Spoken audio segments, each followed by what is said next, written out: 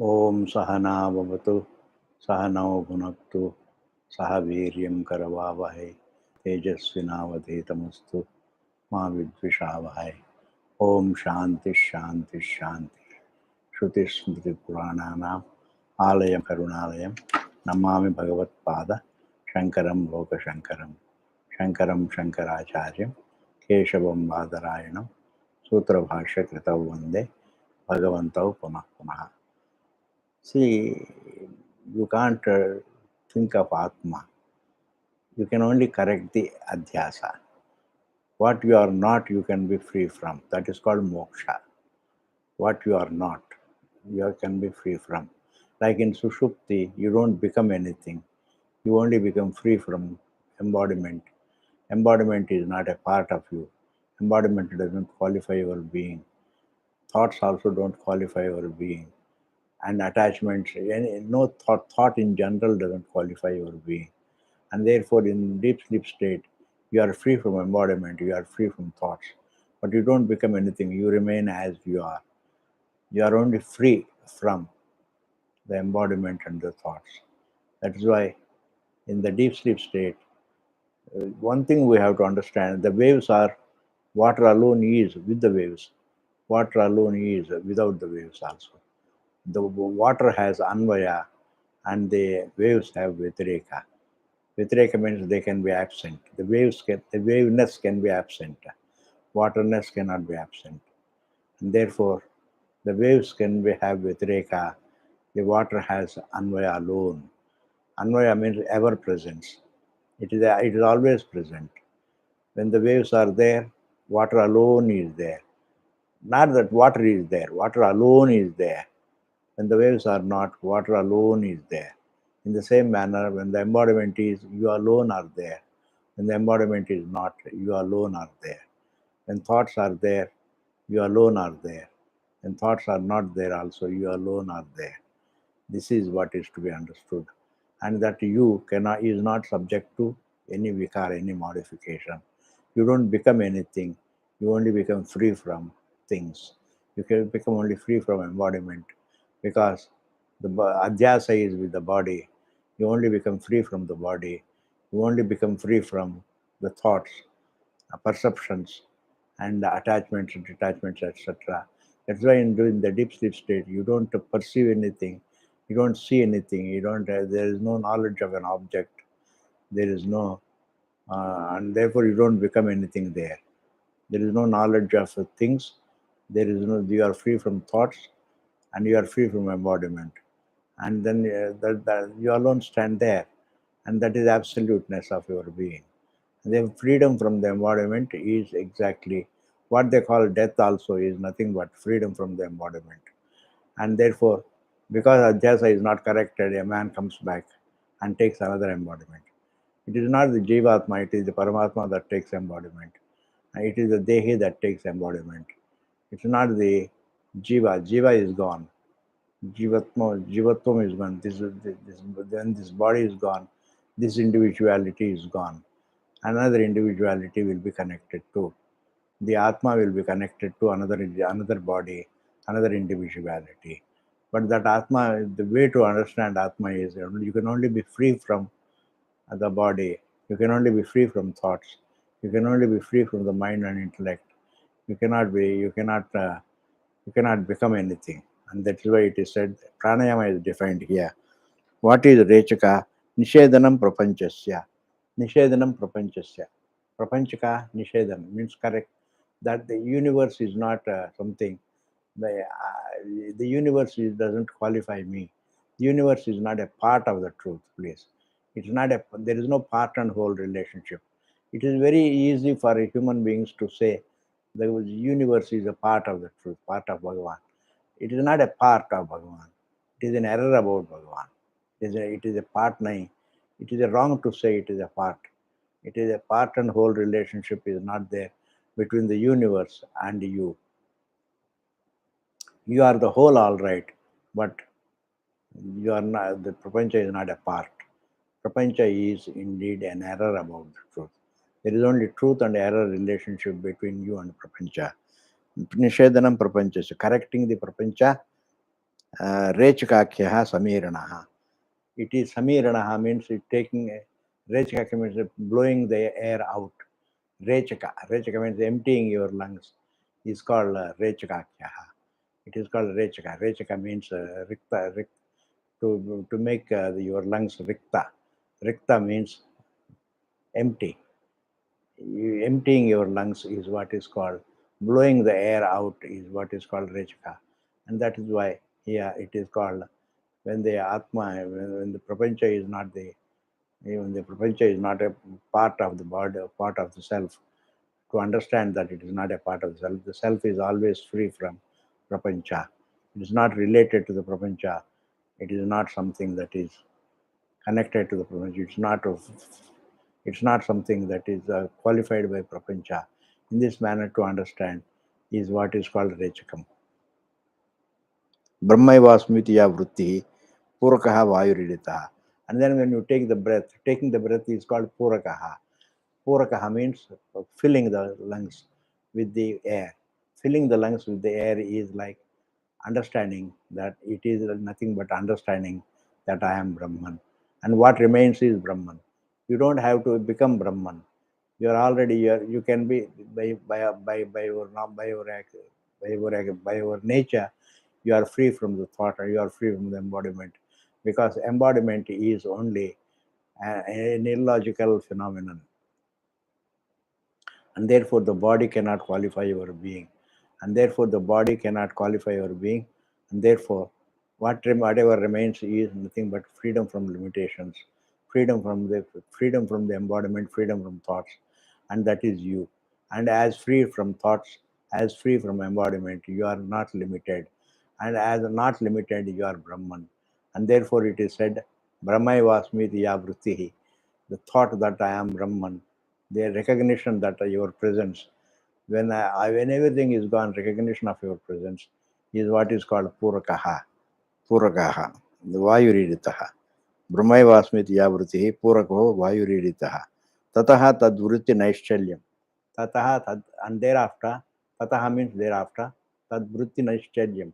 And to keep that freedom from embodiment, freedom from the thoughts, steady, to remain steady,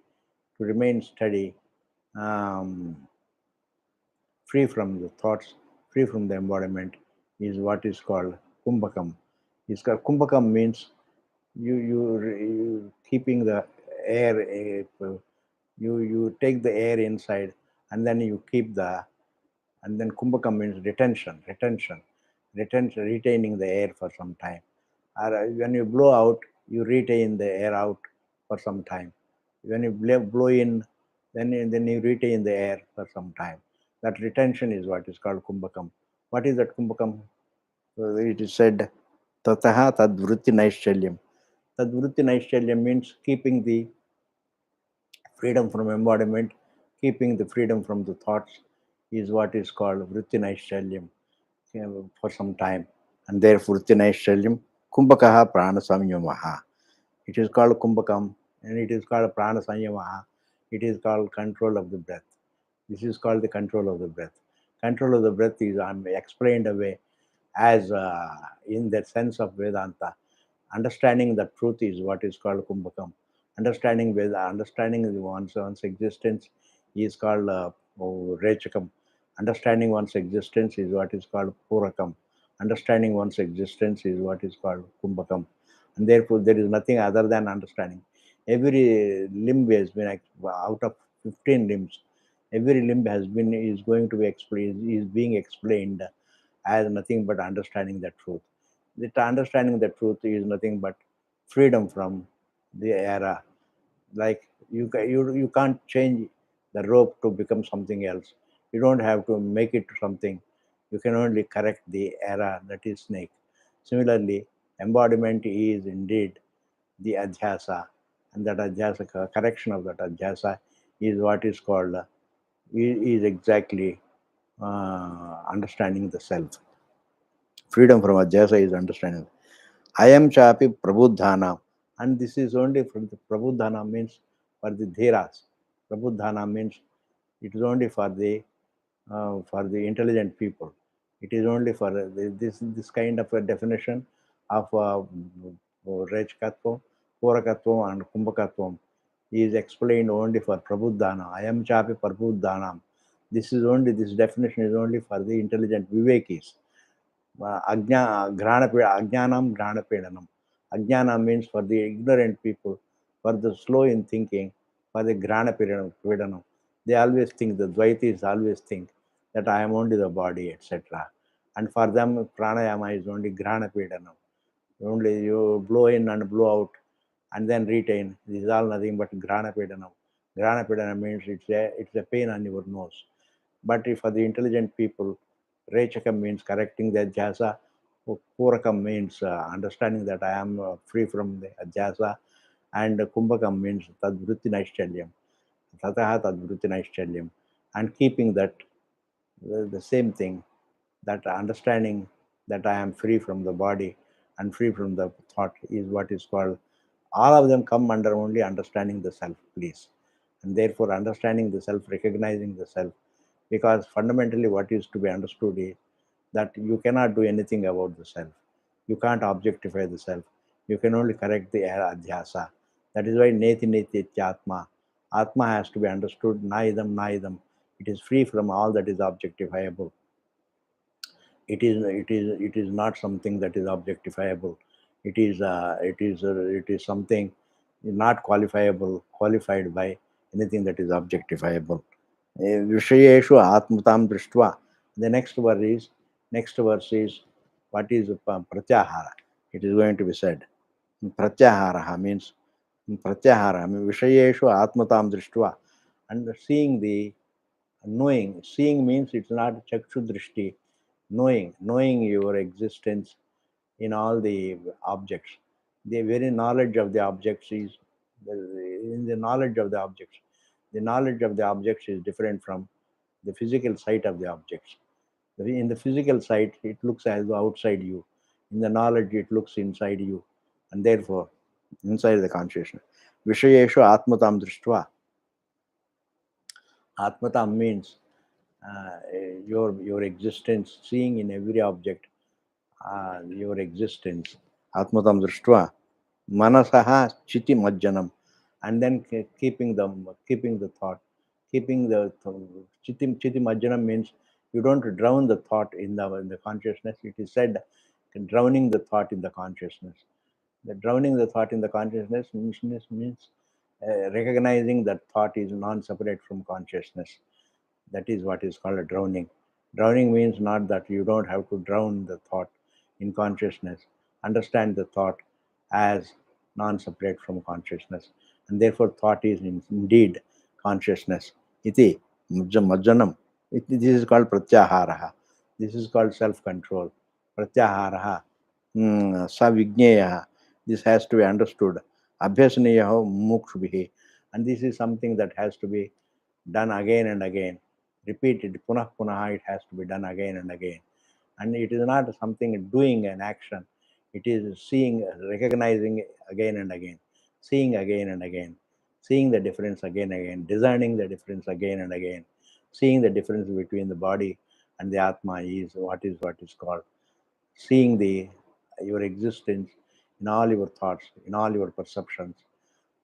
Perceptions are all in you, thoughts are all in you. When you see them as knowledge, they're all in you. If you see them as objects of physical sight, they look outside you. This is very important, Ji, very important point. If you know them as knowledge, if you look at them as known means, every object has got, any solid object has got five adjectives. It's objectifiable, it is visible, it is audible, it is tastable, touchable, smellable. These are the five qualities of all objects. Water has got only, it has no smellability. Baki, all other four qualities it has. The air has the fire has three qualities. It is visible, it is audible, and it is also feelable, and therefore it is touchable, and therefore it is objectifiable in three qualities. It has three qualities. It has three adjectives. And therefore, in this manner, air also has got two qualities. Space has got only one quality. Vishayesha atmatam drishtva manasaha chitimajjanam. Chitimajjanam has to be understood. You don't have to drown in the consciousness. You have to understand the thought to be non-separate from consciousness. And therefore, when you know them, then you know them as non-separate from you. You know the universe. That is why it is said, Vishwam Darpana Drishyamana Nagare Tulyam. It is like the shadow, it is like the reflection of the city in the mirror. The universe is like the reflection of the city in the mirror. But Nijantargatam. How does Bhagavan Shankara say Nijantargatam? Nijantargatam, in fact, it is in one's existence. Like your shadow is not a second to you. Similarly, the reflection of yours is not something. Reflection you see, and what is seen is not outside the seer, please. And therefore, it is not outside. If it is understood as known, the known is not outside the knower, please. The seer may be outside. The seer, the physical seer, the chakshu seer, when you see the object, it looks as though it is outside. It is outside you, outside the consciousness, parallel to consciousness. But when it is understood as known, then it is not outside the consciousness. It is inside the consciousness. That is why it is said, before understanding that it looks as though you are in all the three states. But after understanding, all the three states look within you. And therefore, that's very important. Pratyaharaha savijñeya. This is what is called pratyaharaha. Abhyasaniyaha mumukshubhi.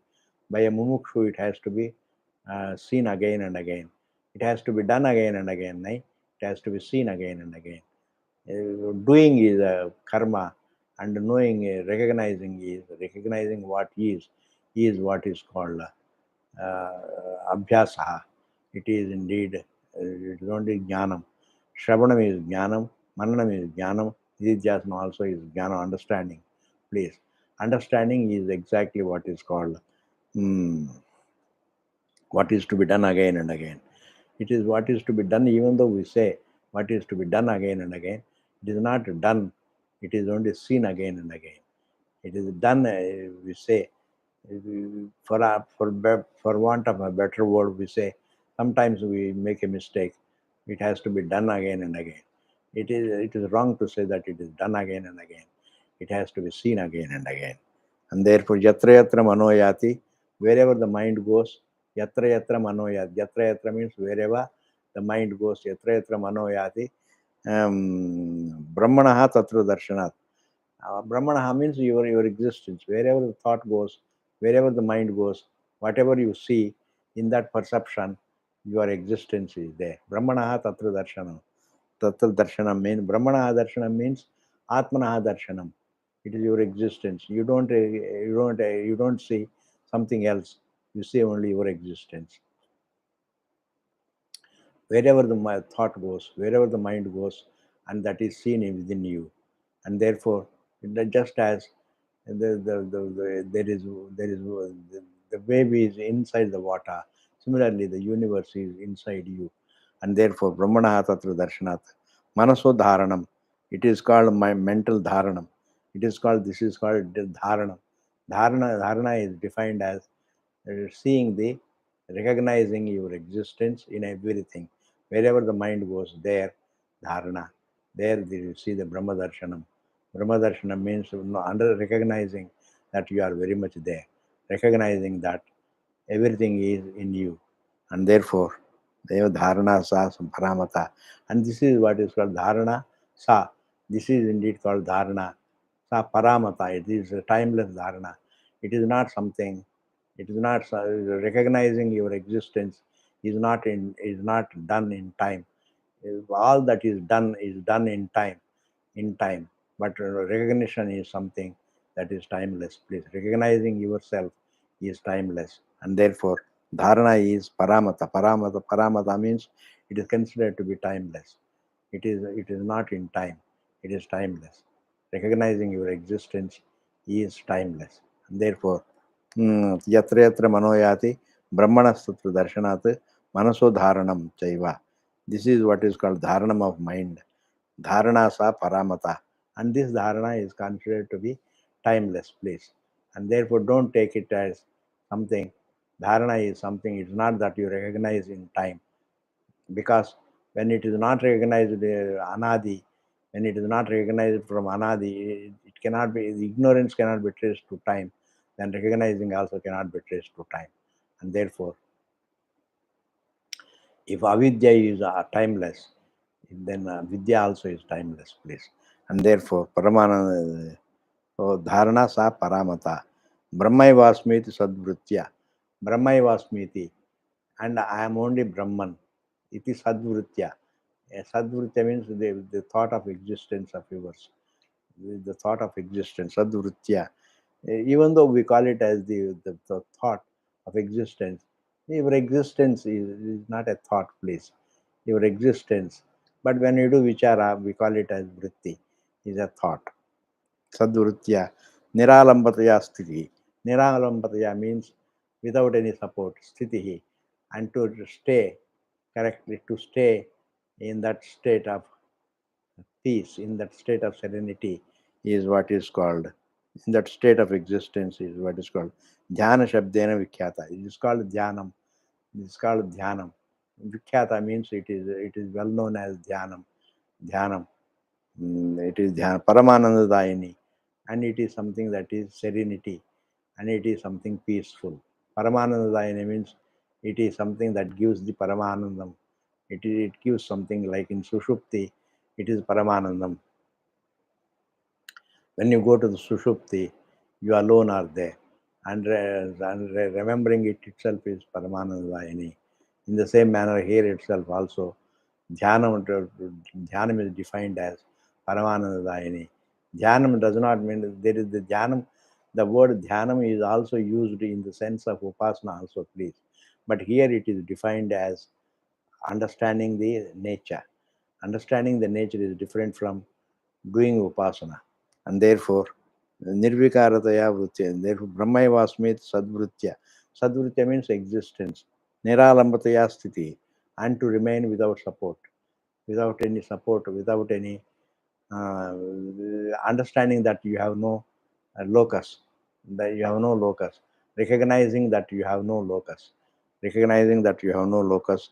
This is what is called Dhyanam, Paramanandadayini, and it is something that gives greatest peace and greatest happiness, and therefore greatest serenity.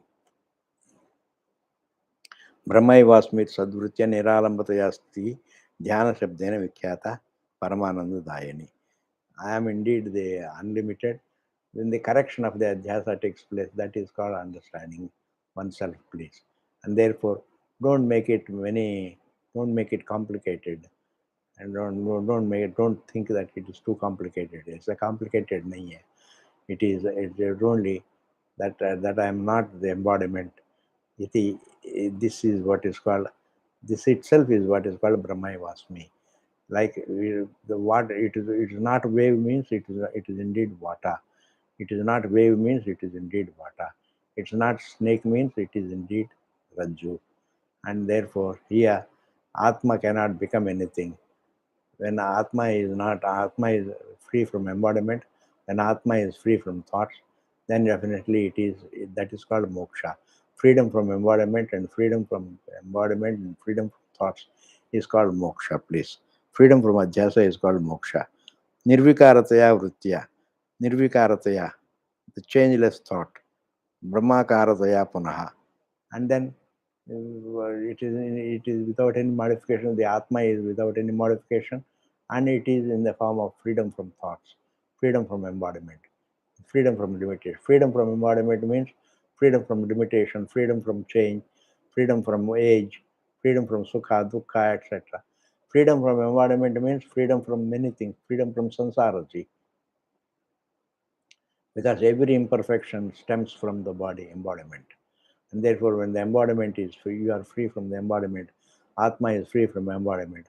Atma is also free from samsara. And therefore, nirvikarataya vritya, it is free from nirvikara. Vikara means modification. Nirvikarataya vritya, a thought with the recognition that the Atma is free from all the modifications, etc. Brahmakara Yapana, it is free from limitation. With the thought, recognizing that you are free from the Brahmakara Vritya. Brahmakara Vritya Punaha means again understanding that you are free from modification and you are free from limitations. Vritti Vismaranam, and that thought being left out, that thought being disappearing. Because when thought disappears, samyak means completely, when the thought disappears, that very thought of recognition disappears. Samyak samadhir jnana sanyaka, and it is called samadhi. And it is some call it samadhi or call it jnana. It's called jnana sanyaka means it is called jnana. It is samadhi, but it is indeed called jnanam. Samadhi jnana sanyaka. Jnana by name, it is jnanam only. Even though samadhi is defined as jnanam, please. Samadhi is not samadhi. Samadhi, the Raja Yogis do the samadhi. They only avoid the thoughts. They control the thoughts. Here we are not controlling the thoughts. We are not avoiding the thoughts. Thought has to be recognized as non-separate from awareness. All that is there is only awareness alone is. Only you are there. And you are solely awareness. And therefore you alone are there. Iti samadhir jnana sanyakaha. It is called jnanam and it is called samadhi. Samadhi ke karna hai. Samadhi has to be done and I have to do the samadhi, etc. That is all the upasana. That is all avoiding. Avoiding thoughts also is kriya. Avoiding thoughts and creative projection is a karma, and withdrawal also is karma. There is no projection, there is no withdrawal here.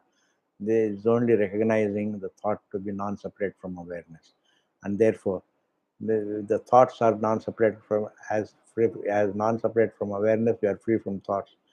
The body also as non-separate from awareness. You are free from embodiment also. In this manner, samyak samadhi jnana sanyaka. Evam cha akritis anandam. Akritim anandam means until evam in this manner cha and akritim anandam until the ananda becomes effortless. Akriti means what is created. What is created by man is what is called kriti. Akritim anandam means until the anandam becomes swabhavakam, effortless. Akritim anandam tavat sadhu samabhyaset. Till then, let us sadhu, let a sannyasi samabhyaset. Samabhyaset means let him see again and again. Let him see again and again that his thoughts are non-separate from awareness, and the body is also non-separate from awareness. The universe also is non-separate from awareness. And non-separation from awareness is what is called ekatvam. It is called freedom from the thought, freedom from the thoughtness.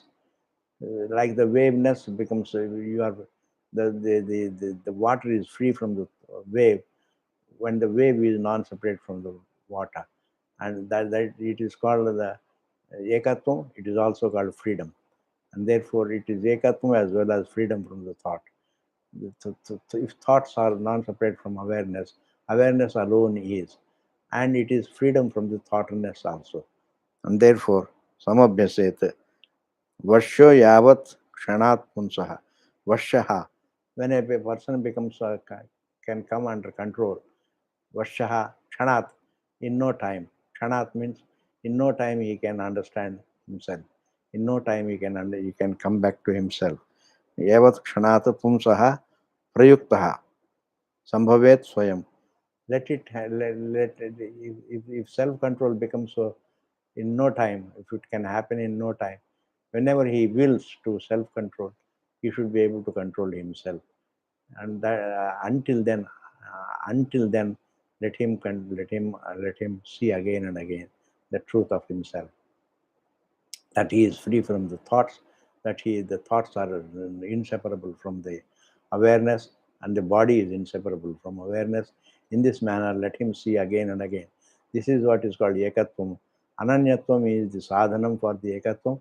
Ananyatvam also means freedom from moksha. It is freedom from everything. It is freedom from the thoughts. Non-separate. Ananyatvam means freedom from. Like the wave is non-separate from water. The water is free from waveness. The waveness becomes the waveness, even though you may call it a waveness, it is called wave. Even after knowing that the wave is water, you may still call them waves, but the waterness alone is there. That is the knowledge. Water alone is there, and therefore the waveness, the water is free from waveness, and that is its moksha, please. And therefore here also the thoughts are non-separate from awareness, the body is non-separate from awareness, and therefore it is called the non-separate means it is sadhana, it is a means to ekatvam, and it is also connected to freedom, moksha. And therefore let a person see his existence again and again until he becomes, until Vasho Bhavet. Vasho Yavat Kshanat. Kshanat means in a second. Punsaha Bhayam for a man. Prayuktaha. He becomes really Prayuktaha means he comes under self-control. Sambhavet Swayam. And then it has to become effortless self-control. Effortless self-control. Swayam. Swayam means effortlessly. When a person becomes effortlessly under his own control. Until then, let him see again and again. The more he sees himself again and again, the more he can come under his control again and again. In a second, he can come under his control. And therefore, tataha sadhana nirmukta, and thereafter sadhana nirmuktaha. Then he is free from sadhana. When he becomes free from sadhana, then he is no more sadhaka. He becomes a siddha purushaha. When he is sadhana nirmuktaha, Siddho Bhavati Yogirat. He is called Siddha. He becomes Siddha Purushaha. Siddha. Siddha does not mean really he becomes powerful. Yogirat means he is the king of yoga. Yoga. He is the king of yoga means that is defined. That means when a person understands himself, he is called Siddha. So Siddha, Siddhasya Siddhi, Satayeva Siddhi. Bhagavan Ramana Maharshi says, Siddhasya Siddhi. Accomplishing what is already accomplished is called Siddhi. Satayeva Siddhi. Understanding your existence is what is called Siddhi. That is called Satayeva Siddhi. Sat alone, Satka existence, recognizing your existence, recognizing the entire universe to be not outside your existence is what is called Siddhi. And therefore, Siddha Purusha does not mean he is a man of powers, etc., man of miracles, etc. That is not the thing. Please don't be a blind believer. No superstition, especially in Vedanta, superstitions and beliefs don't help, please. And therefore, you have to be clear about your existence. And therefore, Tataha sadhana nirmuktaha siddho bhavati yogirat. He is called yogirat, means yogi raja. He is indeed the king of all yoga. Yogi, among all the yogis, he becomes the king among all the jignasus. Tat swarupam nacha ekasya. And the nature of the self is not something, it's not, cannot be defined in terms of subjectivity. It is not something that can be subjective. Ekasya, ekasya vishaya. It is not something it's not something that can be inferred by anybody. It can be presumed by anybody, by any given person. And therefore it is not subjective. And then manaso giram. And it is not an object of mind, thought. It's not an object of words also. And therefore that your existence is swata siddham. It need not become the object of words. It need not become the object of thoughts. It need not become the subjective, but then it is still evident without being an object of without being an object of thought, an object of word, an object of any subjectivity. It is self-evident, and therefore being your existence is self-evident. Your existence cannot be, you can't see, you can't hear yourself, you can't taste yourself, touch yourself, smell yourself, means you can't objectify yourself. And therefore it is something that is yato vacho nivartante aprapya manasa saha. It is not something that is accessible to words and thoughts, and yet it is evident, it is self-evident, and therefore that has to be understood very clearly. What is self-evident need not be evident through thought, evident through the words, evident to the words, need not be an object of the words, need not be an object of the thoughts. It is self-evident. It is a nitya swata siddham. It is because it is swata siddham. Therefore, it need not be evident. It need not be evident subjectively. It need not be inferred. It need not be presumed. It need not be inferred. It need not be presumed. It is not an object of thought. It is also not an object of words. It need not be all of them because it is Swata Siddham. Your existence is something that is not objectifiable. Your existence is Sadrupam. It is Sadrupam. And in Samadhi, there are so many vignas, it is said. When you understand, when you want to understand, you have to think. And in order to think, you have to be very bright. You have to be very clear, please. And therefore, you have to be young and clear. And therefore, you should not be old. If you are an old person, if you are 100 plus, then you can't really reflect. And therefore, this has to be understood when you are young itself. And therefore, samadhav kriyamane, when samadhi karne mein, samadhi ko karne mein means in understanding yourself, to vignaha ayanti. Whenever you try to understand yourself, vignaha ayanti. Ayanti means they come. The vignas means the roadblocks come, and roadblocks come in your life.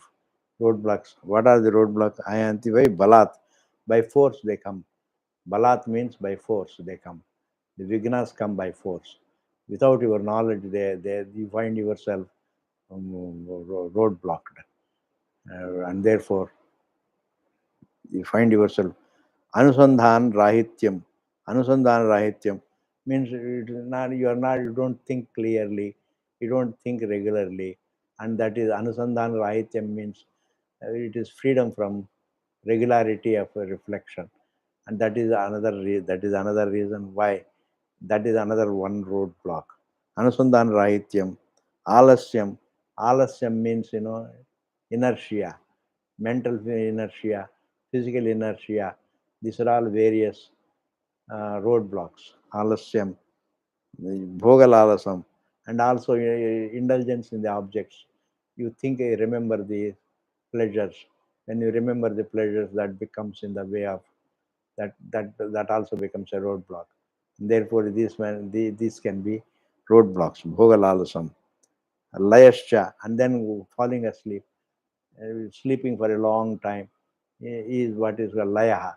Nidra is what is called another roadblock. Layaha, tamascha, and inertia. Tamoguna. Tamascha, tamoguna is indeed, these are all the various roadblocks. Tamascha, vikshepaha, and the distraction. Rasaswadascha, shunyata. Rasaswadascha means you remember the pleasures. Rasaswadascha, shunyata, and then emptiness, empty-mindedness.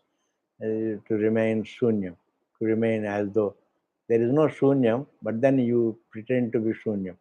You call it as shunyam, but because there is no freedom from you. So you can be free from something, but there cannot be any freedom from your existence. Your existence can be free from things, but and free from the things, it looks as though it is called emptiness, shunyata. There is no object. There is no object because when there is object, you think it is I am full. When you think of the object, then you are active. When you don't think of the objects, when you don't think of the objects, you feel you are empty. Shunyata evam yad yad vigna bahulyam. These great roadblocks. Bahulyam means many roadblocks. These many roadblocks. Tyajyam means they have to be renounced. Brahmavida. Brahmavida means by a jignasu. Shanaihi, gradually they have to be renounced. When you renounce these things gradually, then you are free from all those roadblocks. Therefore, what are the roadblocks? The roadblocks are Anusandhan Rahityam. It is freedom from regularity. Freedom not to be irregularity. Alasyam. Alasyam is another. Alasya means inertia. Bhogalalasam. Bhogalalasam, self-indulgence. Bhogalalasam. Layascha, sleep. Tamascha, inertia. Vikshepaha, distraction. Rasaswadascha, and remembering the pleasures. Shunyata, and emptiness. These are all various obstacles. Evam, Vigna Bahulyam, all these various roadblocks, Tyajam, they have to be slowly overcome. Brahmavida, by a person who is doing vichara. Brahmavida, Brahma Jignasu. Shanaihi, gradually they have to be overcome. Otherwise, if they are not overcome, they will create problems, please. How can you see? The free will has to be used to overcome only the vignas, these vignas. The free will has to be used only to understand the self and to overcome the vignas. And minus the overcoming the vignas, then you will create they will create problems. And therefore, what is to be done is always overcome the vignas, overcome the roadblocks. When you overcome the roadblocks, you are peaceful and you can do reflection peacefully. And therefore, every roadblock, freedom from distraction, freedom from inertia, freedom from irregularity, and freedom from indulgence. These are all various roadblocks, and those roadblocks you can be free from them. And then when you are free from them, you are able to reflect very regularly, and then understanding the truth also becomes easier. And the more of it we will see in the next class. Thank you very much. Purnamadaha Purnamidam Purnat Purnamudachyate Purnasya Purnamadaya Purnameva Vasishyate. Om Shanti Shanti Shanti. And then when the corona is gone, then we will go back to Ramana Kendra. And I'm doing a little 5 minutes less. Today we have done 40 minutes only. And please don't worry about all that, the length of time. What is important is that you should really discern between Atma and Anatma. Your existence and your body, between these two things, they have to be discerned. Thank you very much.